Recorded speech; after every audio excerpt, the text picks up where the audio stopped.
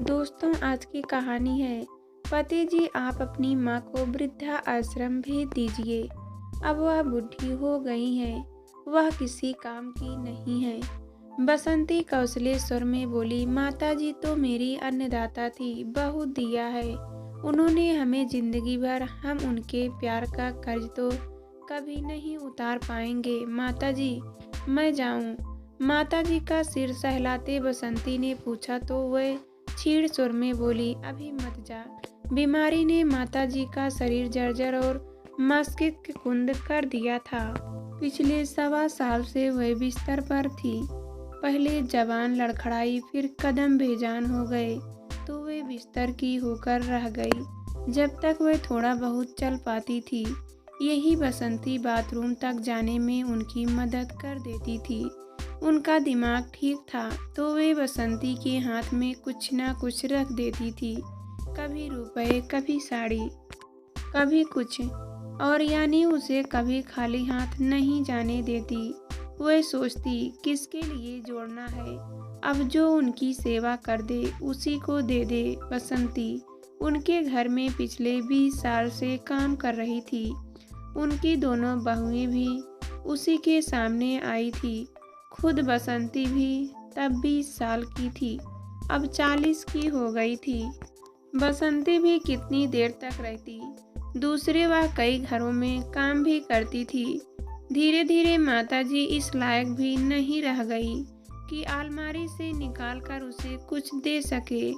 फिर भी बसंती उनका काम कर देती थी। घर में 2 बेटे 2 बहुएं थी।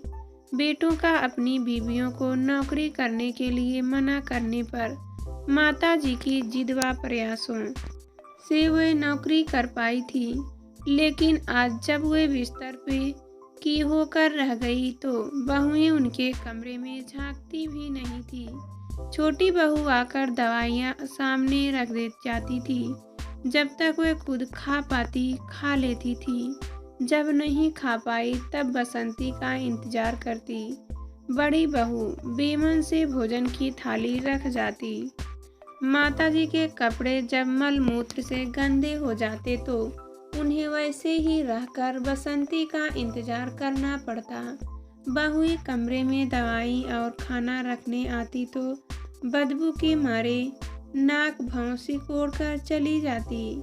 बसंती सुबह शाम तो उनकी सफाई कर देती, पर दिन भर तो वह नहीं रहती थी। वह अकेले ही घर में पड़ी रहती। बहू बेटे घर पर ताला लगाकर चले जाते। जिन नाते रिश्तेदारों से घर हमेशा भरा रहता था, जीवन के इस अंतिम समय में जैसे उन्होंने भी मुंह फेर लिया। कमरे की दुर्गंध की वजह से वे दरवाजे से झांक कर चले जाते। बीमारी की वजह से उनकी याददाश्त कमजोर हो गई थी, इसलिए वे कुछ को पहचान पाती, कुछ को नहीं। उनके मन में बार बार यही आता कि इस जीवन से तो अच्छी मौत है।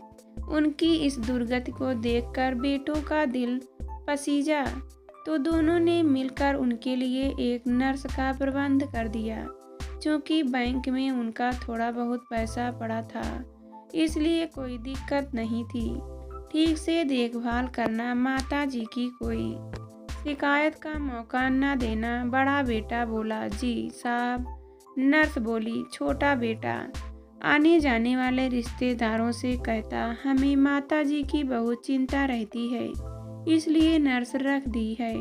बहुत कर रहे हो रिश्तेदार, कहते। दिन भर घर में कोई नहीं रहता। नर्स सुबह सफाई करती और शाम को सबके घर आने से पहले कर देती। बाकी समय कुर्सी पर बैठी या तो पत्रिका पढ़ती या स्वेटर बुनती रहती। बसंती इधर उधर से काम निपटाकर माताजी को देखने पहुंच जाती। कमरे में पहुंचते तो नर्स को अपने आप में ही व्यस्त पाती। गंध आ रही है कहीं, माताजी ने पॉटी तो नहीं कर दी, पता नहीं, अभी तो साफ की थी। माताजी को भी चैन नहीं, जब देखो तब कपड़े खराब करती रहती है। सारा दिन यही काम है। बसंती को देखकर माताजी की अधखुली आंखों में चमक आ जाती। वे किसी को पहचानने न पहचानने पर बसंती को अवश्य पहचान जाती। जिंदगी भर शान से जीने वाली माताजी एक नर्स की डांट खाकर सहम कर और भी सिकुड़ जाती। देखो, पेशाब की थैली भर गई, गिर जाएगी भी खाली। नहीं कि तुमने बसंती नर्स को उसके काम की याद दिलाती। तुझे क्या मतलब है? नर्स तिलमिलाकर कहती। घर की मालकिन है क्या? मुझसे जवाब सवाल करती रहती है। यह मेरा काम है, मैं देख लूंगी। इतने में बसंती माताजी को पलटाकर देखने लग जाती पाती माताजी पूरी तरह गंदगी में सनी हुई है। नर्स वापस लौटती तो बसंती को चुपचाप सफाई करते हुए पाती। बसंती के चेहरे पर गुस्सा होता, पर जानती थी अभी कुछ बोलूंगी तो झगड़ा हो जाएगा। बसंती को सफाई करते देख नर्स को थोड़ा शर्मिंदगी का एहसास होता और वह कहती, अभी तो सफाई की थी, फिर कर दी होगी साहब। लोगों से बसंती नर्स की शिकायत नहीं कर पाती। सोचती, दिन भर घर में कोई रहता नहीं है, डांट पड़ने पर नर्स भी भाग गई तो इस सूने घर में माताजी के साथ कोई भी न रहेगा। बसंती का हृदय माताजी के लिए करुणा से भर जाता।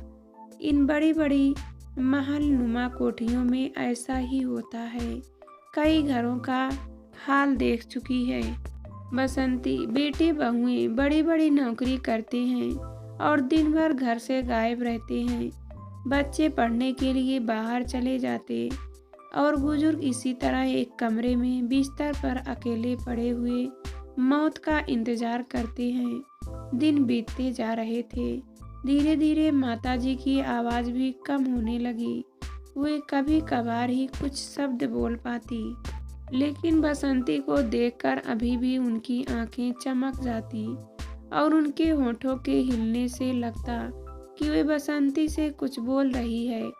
लेटे लेटे माताजी के पीछे की तरफ घाव होने लगे तो बसंती ने हिम्मत करके छोटी बहू से कह दिया, बहू जी, माताजी की पीठ में घाव होने लगे हैं, डॉक्टर को दिखा दो। वे तेरी सास हैं या मेरी बड़ी फिक्र पड़ी है तुझे?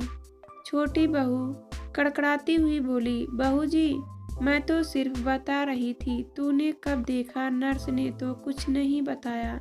नर्स किस लिए रखी है? अपने आप देखोगी, वह सारा दिन लेटी रहती है। घाव तो होंगे ही, अब इससे ज़्यादा कोई क्या करे? फुल टाइम नर्स तो रख दी है। लेकिन बहू जी, सेवा तो अपने हाथ से होती है। आप लोग तो घर में रहते नहीं हो, नर्स थोड़े ही इतना करेगी। बसंती किसी तरह हिम्मत कर बोल गई। बड़ी बहू बीच में बोल पड़ी, तू जरा कम बोला कर और अपने काम पर ध्यान ज़्यादा दिया कर। अपने काम पर तो ध्यान देती हूँ। बसंती धीरे धीरे बुदबुदाती हुई अपने काम पर लग गई। फिर एक दिन बसंती से न रहा गया, इसलिए बोल पड़ी, बहू जी, आप जो खाना रख कर जाती हो वैसे ही पड़ा रहता है।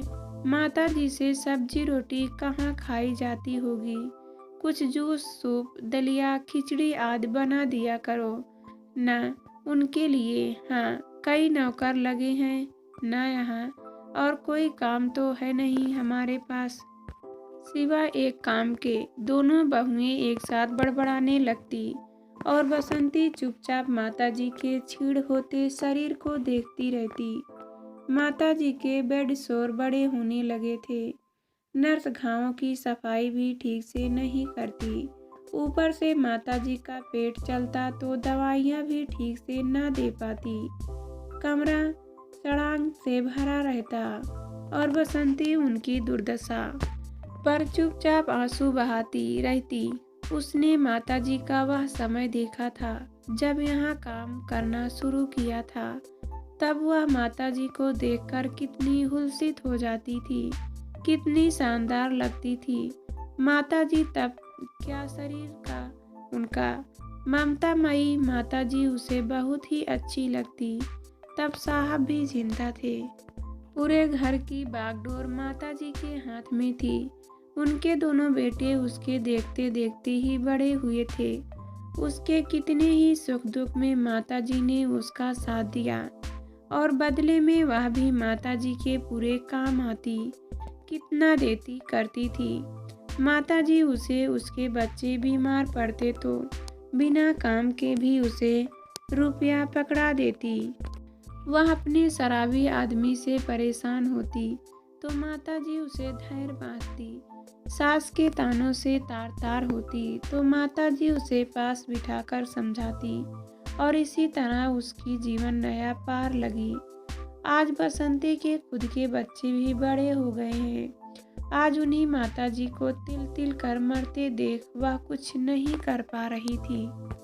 हाँ, इतना जरूर था कि वह जब होती तो नर्स के साथ लग जाती, जब नहीं होती तो नर्स क्या करती क्या नहीं करती वह नहीं जानती थी। एक दिन जब बसंती काम निपटाकर माताजी को देखने पहुंची तो कमरे से माताजी की गहने की आवाज आ रही थी और नर्स की फोन पर बात करने की। वह कमरे में गई तो देखा माताजी उखड़े बदन अधूरी सफाई में वैसे ही ठंड में पड़ी है और नर्स फोन पर बात कर रही है। बसंती को देखकर उसने फोन बंद कर दिया। तुम काम छोड़ फोन पर बात कर रही हो और माताजी उधड़े बदन पड़ी है, उन्हें ठंड नहीं लग रही होगी। बसंती का चेहरा गुस्से से तमतमा गया।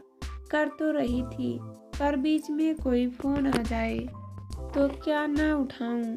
तुम्हें यहाँ तनख्वाह माताजी का काम करने की मिलती है, फोन पर बात करने की नहीं। बसंती अपने गुस्से को रोक नहीं पा रही थी।